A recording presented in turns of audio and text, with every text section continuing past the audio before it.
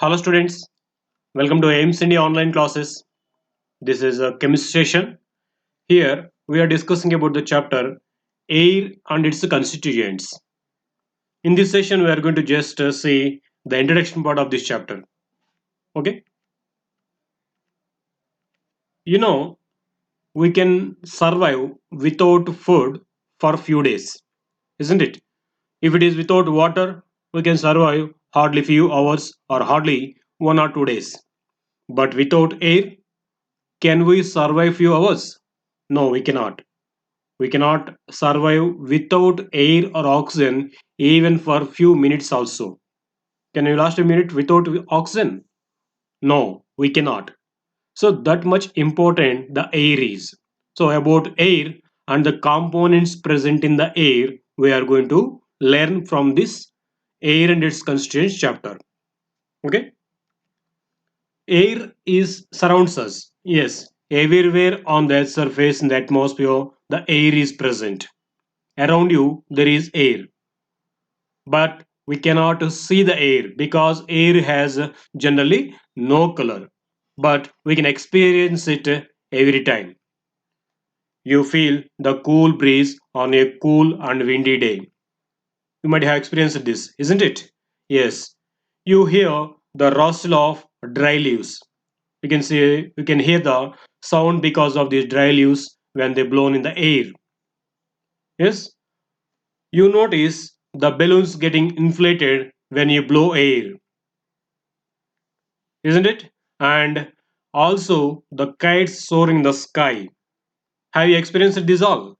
Yes, these all are just because of the air present around us. So we cannot see the air directly as it has no color to it. All the components present in the air generally they are colorless. Because of that, we cannot see the air, but we can experience the air with these all properties of air. We can feel that a cool breeze in the early mornings or in the winter windy seasons, and we hear the sound from the dry leaves, rustle of the dry leaves, isn't it? And we can observe the size of the balloon will be bulged when it is inflated with the air. So that is because of the air entering into the balloon. And even we can see kites soaring in the sky. So this flying of kites is because of the air in the surrounding us. Okay, these all are because of the air. So air is found everywhere on the earth. Living things cannot survive without air, even for few minutes also. So air is necessary for breathing and for combustion too. Yes, for breathing, what do we use? We use oxygen gas present in the atmosphere, isn't it? We take the oxygen. All the animals they will intake the oxygen for their respiration process that we call breathing, and even for the combustion. Of course, animals they use carbon dioxide gas present in the air for their food preparation. That we learn as it is called photosynthesis in the biology, isn't it? So anyhow, air is used for the breathing of all the living and animals, living things like plants and animals. And not only for that, air is essential and necessary for the combustion prop also. Combustion in the sense burning of fuels. When fuels burnt, they produce heat and light energy which we use for our daily purposes. So there, fuels are burnt in the presence of air. So for the burning of these fuels like wood, petrol, diesel, and diesel, for the burning of these fuels, air is must. That's why I say air is necessary for the combustion. Okay, for these all activities, we need air compulsory. The earth is surrounded by an envelope of air. Yes, around the earth, there is an envelope of air with certain thickness. This envelope of air which is surrounding the earth is called atmosphere. In this atmosphere only all the living things can survive. Of course, about these different layers of this atmosphere we will learn in another class, in another subject, in another lesson. But here in this atmosphere, that means the envelope of air around the earth, there will be different layers. In that, the very nearest layer for that, for the earth is stratosphere. In that only these all gases are present where living things can survive. Okay, of course there will be different layers in the atmosphere. Those we can learn in the different other lesson. Now here the point is, air is everywhere around the earth on the earth surface. Earth surface is completely covered with air. This air consists of different gases. It is very important for our survival. Not only for the human beings, even for the animals, plants. For this all, air is must. One or another component of the air is used by all the living things. For example, human beings itself, if we take, we need compulsory oxygen for every second. We take the oxygen gas present in the air for our breathing, for our respiration process, isn't it? And in the same time, plants, if we take, they need carbon dioxide gas for the preparation of food in their leaves. In this way, animals, plants, and all the living things, they need air. Air is an essential component. Okay. Now, the air not only contains oxygen and nitrogen, but also a variety of other gases in small amount. See here, the percentage quantities of the gases in the atmospheric air they have mentioned here with a pie chart, pie diagram.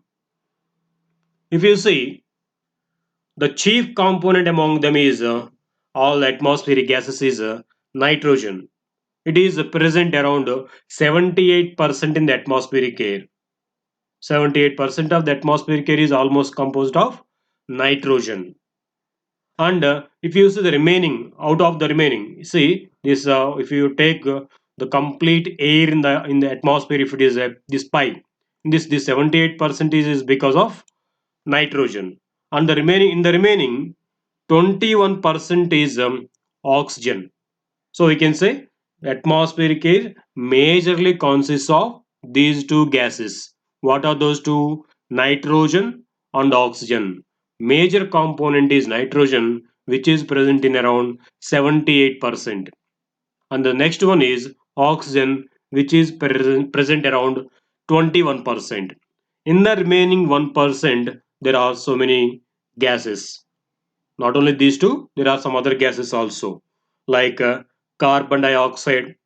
Carbon dioxide is present in the atmosphere in 0.03 percentage, and there is even argon gas also, and some other gases, remaining noble gases, and dust particles, water vapor, and these all are present in the remaining percentage. So the major components are nitrogen and oxygen, and then the considerable quantities are argon and carbon dioxide. Argon is present around 0.9%. It may vary from one place to another place, but it is around 0.9 percentage. Whereas carbon dioxide 0.03 percent it is available. Okay, this is about the composition of the atmospheric air. Along with these two, there are some other traces of noble gases, and in the atmosphere, in another layer called troposphere, there is one more important gas called ozone. We know ozone is protecting us, all the living things on the earth, from the harmful radiation coming from the sun by filtering that radiation, isn't it? Of course, that is also one of the gases. And there are some noble gases also in the traces quantity. What are these noble gases? Gases like helium, neon, argon, krypton, xenon. These gases are called noble gases. These gases, they do not participate in the chemical reactions. They won't combine with any other chemicals, and they won't combine themselves also. That is why they are called noble gases. These gases are also present in the atmospheric air in the traces. Traces means very small quantities. Out of these, argon is present around 0.9%. Remaining are very small quantities still. Anyhow, along with the nitrogen and oxygen, these all gases are also present in the atmospheric air. In addition to these, there are impurities like dust particles, carbon particles, even carbon monoxide, nitrogen dioxide, and even sulfur dioxide also. Not only those gases, in trace quantities, small quantities, there are some other pollutions or polluting gases also, like dust particles and even carbon particles. When fuels are burnt in the vehicles, they produce some carbon particles also because of incomplete combustion of fuels.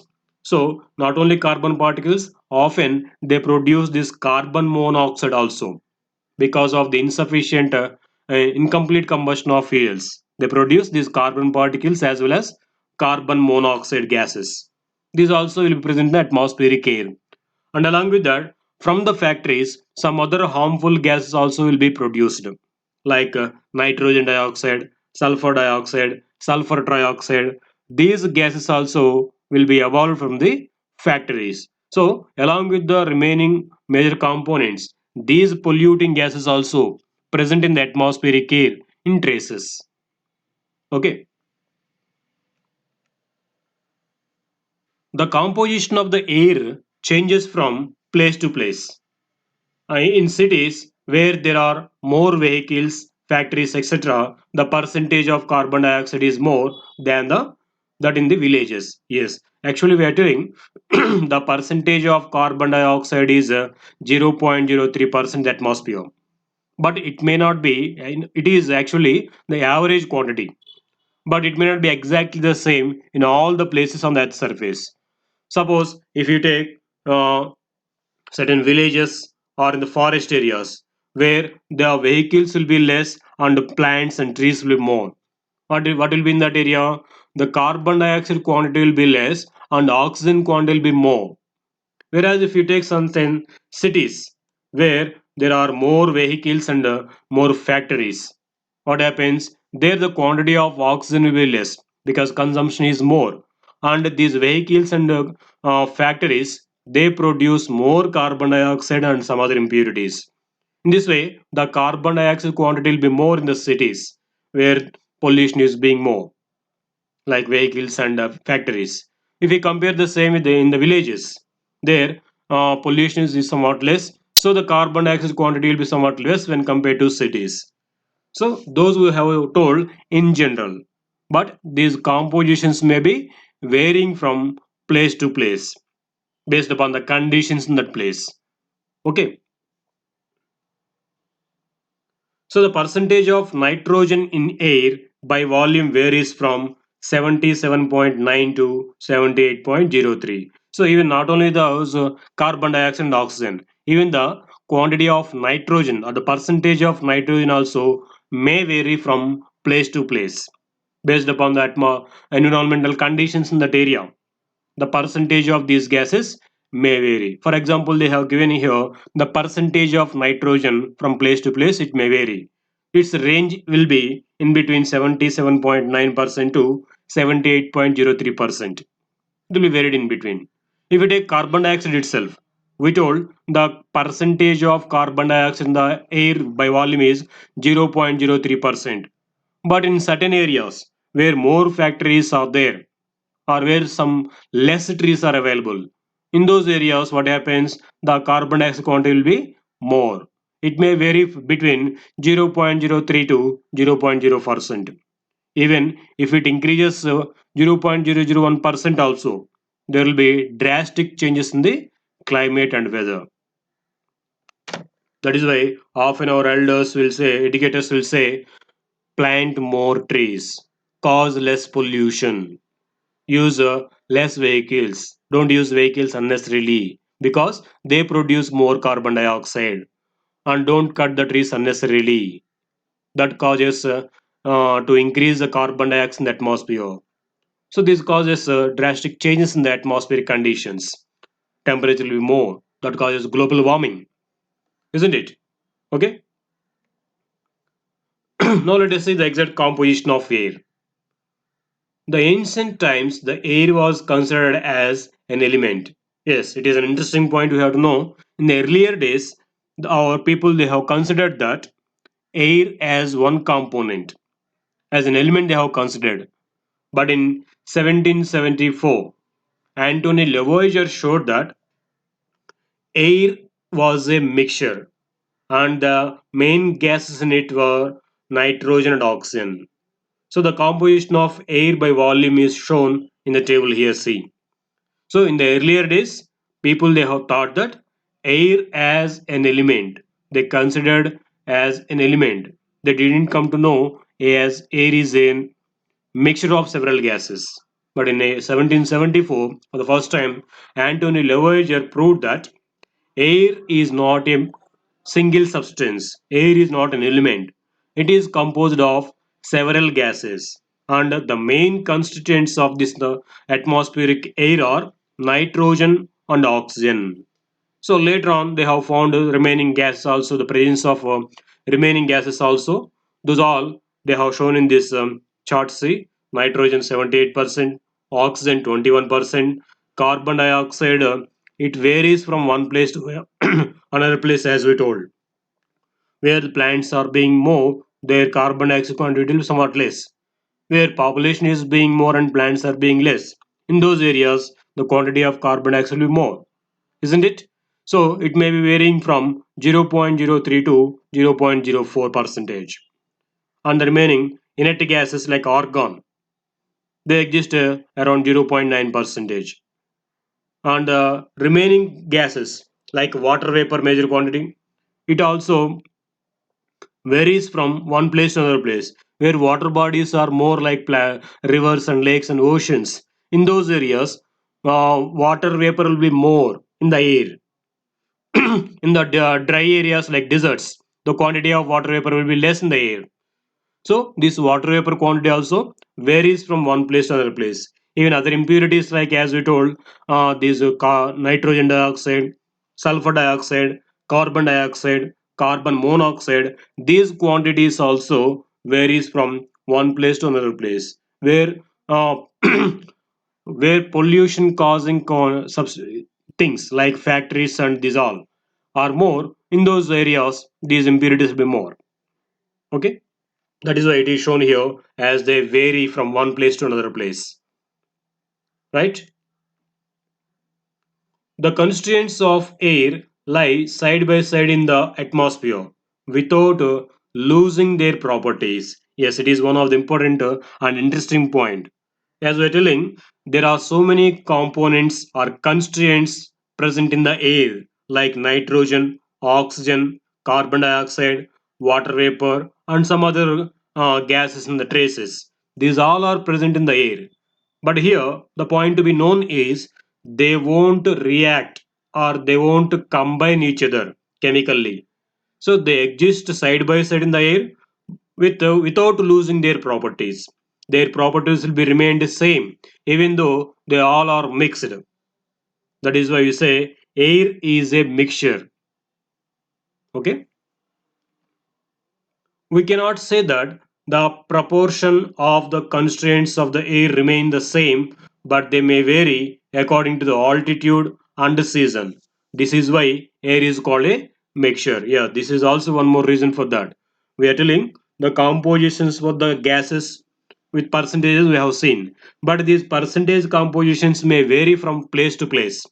Suppose if you go to higher altitudes, there the quantity of oxygen will be less, the quantity of the carbon dioxide water, this oxygen will be less in that area. And in certain altitudes certain places the quantity of water vapor will be more. In certain places the quantity of carbon dioxide will be more. In this way the percentages of these gases in the atmospheric air may vary from one place to another place based upon the situation in that area. That is why we say air is a mixture. It is not a single substance. Got it? And here some more points which proves that air is not a compound as it is a mixture. Let us see those points too. Air is a mixture of gases because it is composed of various gases, not just one. Air is composed of mixture of oxygen, nitrogen, helium, hydrogen, and carbon dioxide, among a few other. Yes, along with this, there are some other gases also as we discussed. These components exist in the air as separate, non-reactive, and unbounded entities. Yes, even though they are all being together in the atmospheric air, they do not combine and they do not react with themselves. They'll be being side by side, but they won't react. And they retain their properties. The properties of oxygen will be oxygen, even though it is mixed with the other gases. The properties of nitrogen will be as it is, even though it is mixed with other gases in the atmosphere. That is why we say air as a mixture. One more here. If air was a compound, the above mentioned gases would be chemically bound or bonded together in sort of fixed. So if to say air as a compound, the above said components like nitrogen, oxygen, hydrogen, helium, these all gases should react with each other and should form some other new components. But it is not happening. So we say always air is a mixture. Air is a mixture of several gases which they do not react each other. Right? What are the characteristics of this air being a mixture? The composition of air varies from place to place. It is one of the property of mixtures. So for mixtures, the composition is not fixed, whereas for the compounds, the composition is being fixed. For example, if you take any carbon dioxide, if you say, or any other water, if you say, water contains its composition fixed. That is, 8 grams of oxygen will be combined with 1 gram of hydrogen in the formation of water always. That composition is fixed. But if we say air, its composition is not always fixed. If you collect the samples of gas from different areas, if you collect the sample of air from forest, there the composition of oxygen will be more. If you collect the a sample of air from the factories, the area where factories are more. In that area, the composition of carbon dioxide and some other polluting gases will be more. In this way, the composition is not being fixed for the air. So, from this, we can say as air is not a single component, it is a mixture of several gases. For example, the percentage of water vapor in the air depends on the both place and season. Yes, even in terms of water vapor also you can say. If you see the place where water bodies are more like oceans and seas, rivers and these all. In that area, the water vapor content will be more in the air. But if you see in desert areas or the cool areas, there the content of water vapor will be less. Okay, in that way also you can say air is a mixture. Next, no heat change is involved in the mixing of gases in air. So, as these many gases are being mixed one to another, there is no change in the temperature. No heat is changed. That means no heat is required or no heat is evolved when these gases are mixed with one another. So, from this also you can say as this air is a mixture, not a compound. Because in the formation of chemical compounds, there will be change in the heat. Either heat is evolved or absorbed in the formation of compounds. But we mix these components of air, there will be no change in the temperature or heat. From that also we can say as air is a mixture, not a compound. Okay. One more, no definite boiling point for this liquid air. So when it is liquefied, there will be no fixed boiling point because it has different components in it. If you take only one component, for example, if you take water, if you boil it, it will be boiled at a fixed temperature, that is 100 degrees Celsius temperature, because it is one single component. But if you take air at a different, when you liquefy the air at different temperatures, different components will be converted into gaseous state. They'll be boiled off. So you can, from this also you can say air as a mixture of several gases. Air has no definite chemical formula. If I say water, its formula is H2O. If I say calcium, limestone, Its molecular formula is CaCO3. In this way, for the chemical substances, single and pure substances, we can say a prescribed chemical formula for it. But if I say air, what can we say chemical formula for air? There is no fixed chemical formula for air because it is not a single substance. It contains so many substances in it with different chemical formulae. Okay. Separation of air into various components can be done by physical methods. Yes, by using physical techniques, we can separate the components of air, where the components of a compound cannot be separated by physical means. So, by cooling the gas and by liquefying the air, we can separate the components of air like nitrogen, oxygen, and some other gases. So, these all come under physical methods. So, by physical methods or physical techniques, we can separate the components of air.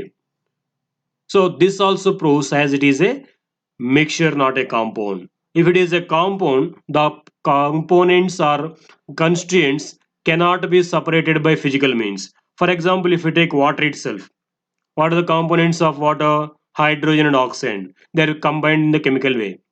Now, can we separate this hydrogen and oxygen by using any physical means like filtration or evaporation or distillation? Any else? Can we? No, because it is a chemical substance in that components are combined chemically in the fixed ratio. So that cannot be separated by any physical means. Whereas air can be separated by using physical separation techniques like fractional distillation or fractional liquefaction. By some techniques, air components can be separated. So this also proves air as a mixture. These all are the characteristics of air which proves as air is a mixture, not a compound, right? Air does not exhibit definite chemical properties of its own. Yes, it is also some more points we can say here. Air does not show a definite chemical properties. If you take air from certain place, it will show some properties. If you take the air from some other place, it may have different from this because the composition will vary, right? The components of air retain their individual properties. As we're telling, air contains different components. Even though they are mixed, their properties are being retained. For example, if you say general air consists of majorly nitrogen and oxygen, these two are mixed. Even though they are mixed, the properties of oxygen won't be changed. It retains its original properties. Even the nitrogen also in the same way. The properties or characteristics of nitrogen won't be changed even though it is mixed with other gases like oxygen. Right? Air consists of many gases like nitrogen, oxygen, carbon dioxide, and water vapor. Right? These all are the properties or characteristics of air which proves it as a mixture, not a compound. Right? Next, the important properties of air, let us see here. Air is a colorless gaseous substance. As we told at the starting, we cannot see the air, but we can feel the air because it is a colorless gaseous substance. Air has volume and occupies space. Air has weight and exerts pressure in all directions. So for this all, we might have seen some experiments which proves these properties of air, isn't it? Air usually contains some water vapor that we say as moisture. Air usually has some speed. Yes, air won't be in the rest position. Air will be always moving from one place to another place in the atmosphere.